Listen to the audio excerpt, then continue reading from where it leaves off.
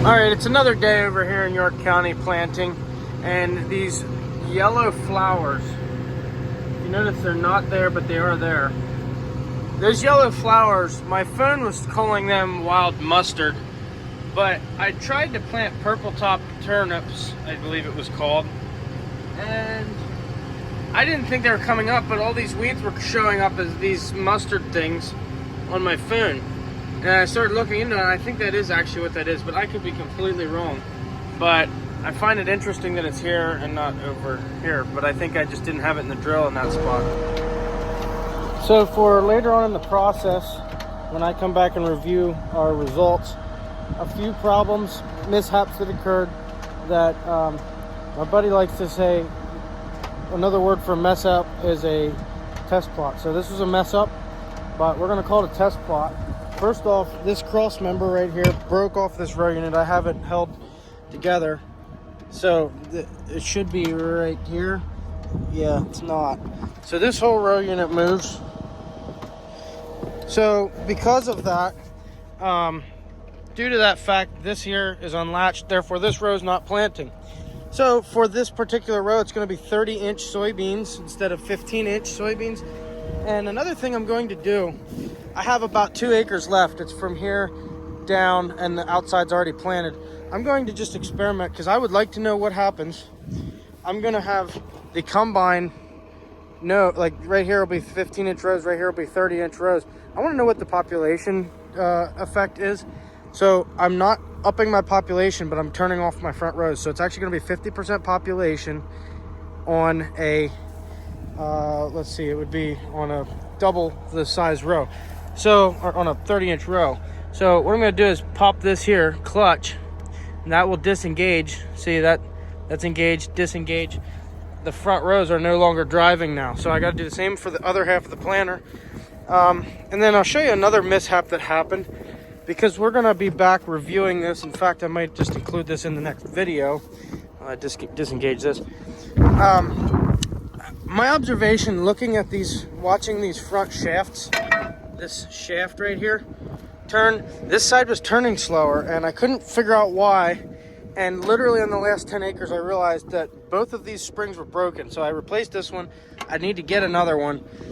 Now it's driving, but it was slipping this whole field. So half of this field was planted at a lower population. And I also was afraid I wouldn't have enough seed. So I bumped my population back just a hair bit from what Dad's doing. So basically 2 or 3 passes above that tree from there over is actually planted at a lower population. That part is actually planted at, I'm going to say roughly 160, 170,000. And from there down and over and the rest of the ground is going to be planted at 190 to 200,000. However, so I bumped it back up because I realized I had plenty of seed.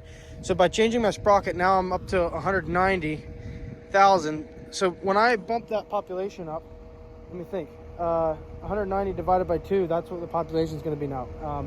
So my seed rate alarm is going to pop up, and it's going to tell me that I actually am, all my front rows aren't planting, and I know that.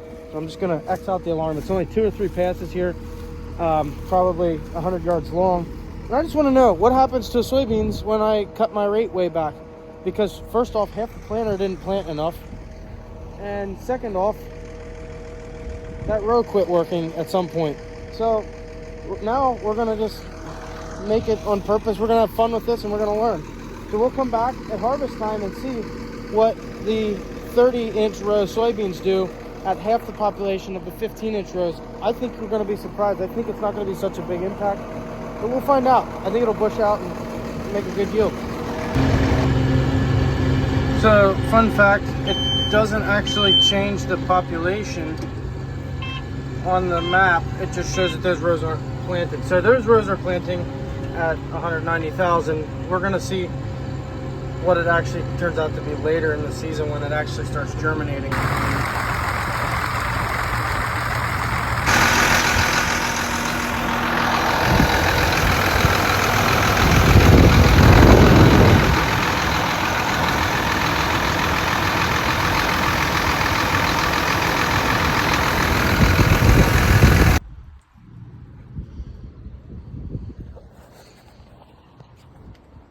So I have a coolant leak out of the water pump. If I could get it to focus. Anyway, it's leaking out of the water pump. Because of that, it's causing the belt to slip. Therefore, the alternator is not giving me a tachometer, and it's confusing the transmission, so it won't move. So I coasted off the road, coasted back into this parking space, and we're gonna get a new water pump and hopefully be able to drive it home. But it's gonna rain all weekend, and I need to get some planting done. So we're not getting any planting done right now. We're just gonna wait.